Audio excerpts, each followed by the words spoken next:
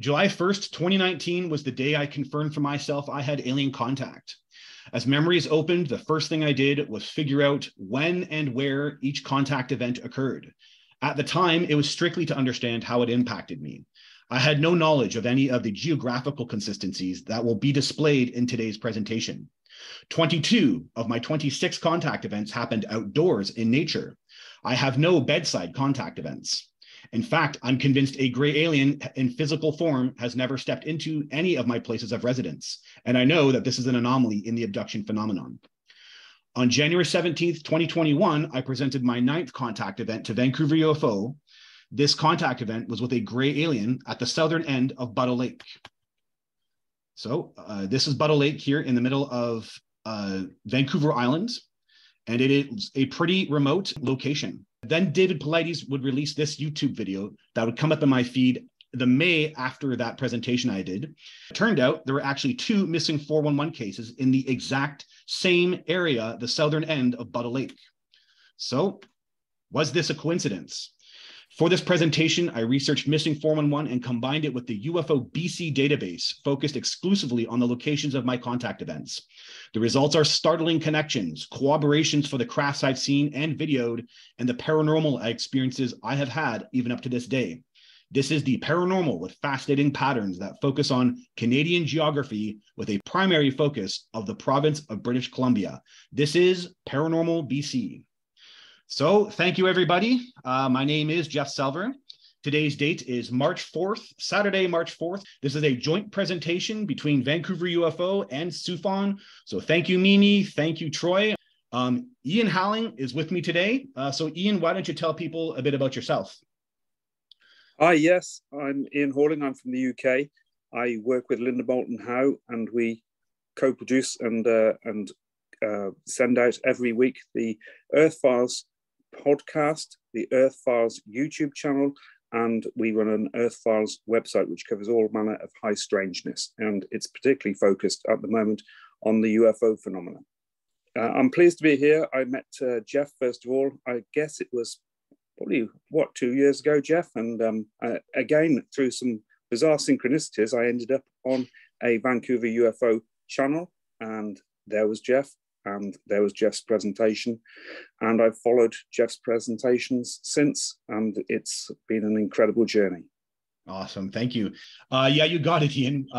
July 5th, 2020 was my first presentation. And yeah, you showed up right at that moment. And so yeah, you've been with almost, it'll be going on 3 years that you've been following the whole trail here. So okay, so yeah, my name is Jeff, and I have some alien contact events that I need to talk about.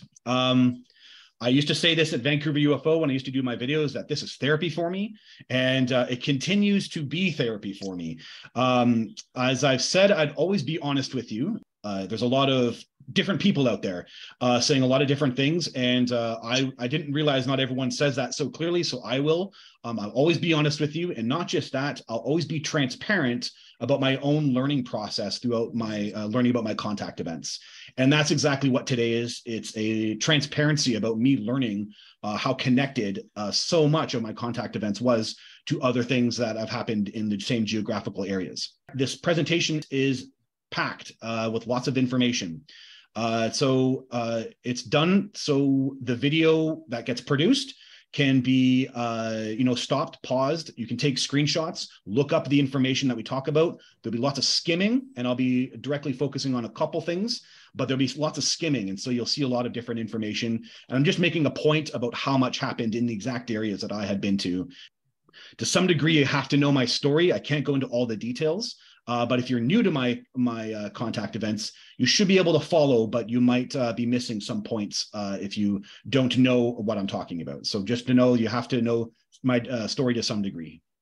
So my website is jeffselver.com. I'm the author of The Rising, the Alien Plan to Build an Enlightened City on Planet Earth.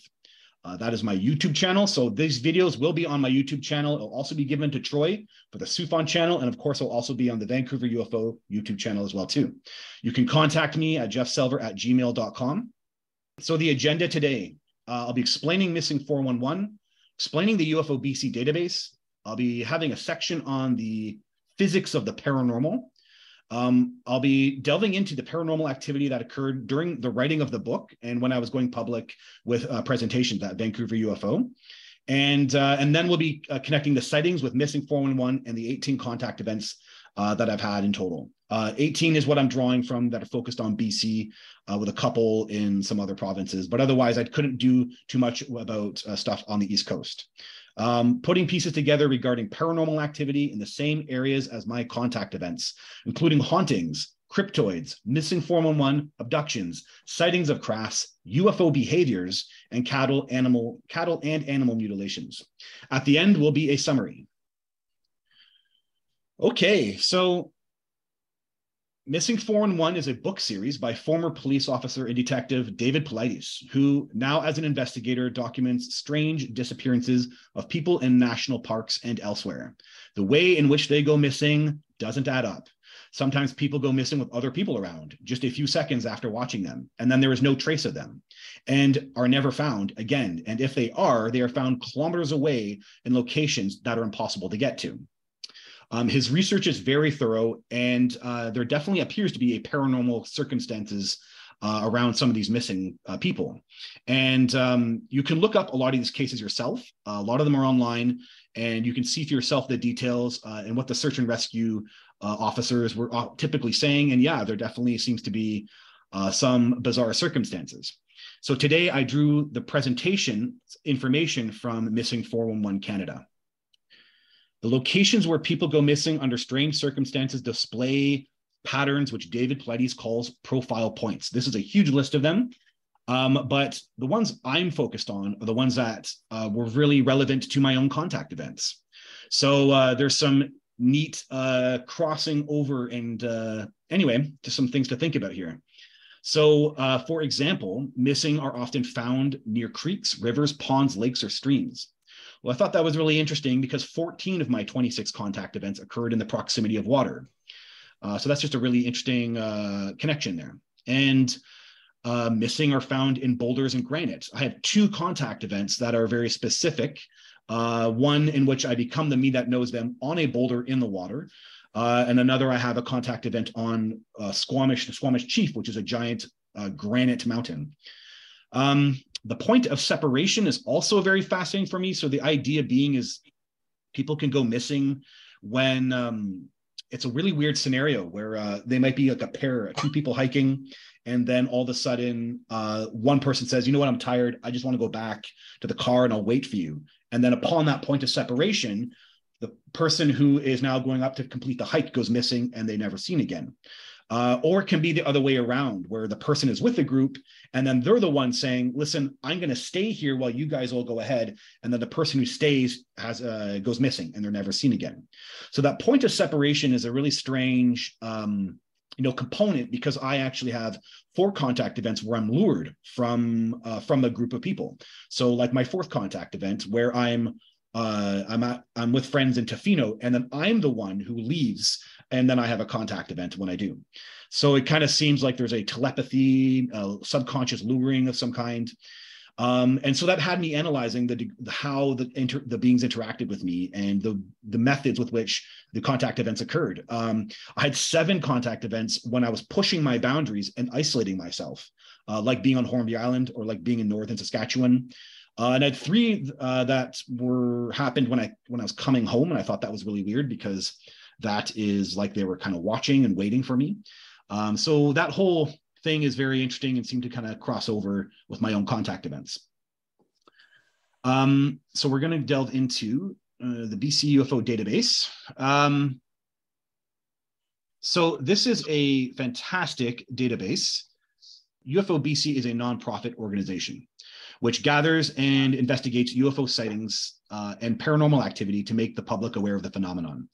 I was stunned with this database. I can only I praise these guys, their professionalism and their skeptical approach. They are investigators and try to gather as much detail as they can. They'll even post the dialogue when they are correcting a viewer that they most likely saw Starlink or a sundog. And even I learned details about, things people can get confused with. For example, I didn't know the Pentagon actually has a triangulated satellite system. So you'll see three satellites moving in cohesion, and it looks like a triangle craft, actually, if you don't know that's what that is. So these guys did a really good job at kind of exploring what people get confused by. And then when they didn't know, they just, they posted it, and the mystery is there for you to try to figure out. So when I went through every post, I went through the geographical areas focused on my contact events. And I was stunned to learn the amount of broad daylight weird crafts that people see, the amount of people who convey their bewilderment as well, too. So the idea is that when I post the sighting, you'll be able to yourself, if you want to research more of that sighting, you can come into the sightings page here, and everything's organized by date.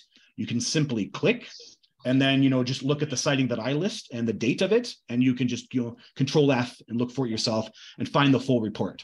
So I'll just be making highlights of things that I found interesting, and basically credible, with multiple witnesses, and things I definitely said were, not planes, satellites, or meteors. So anyway, yeah, I just really praise these guys and the work that they did here.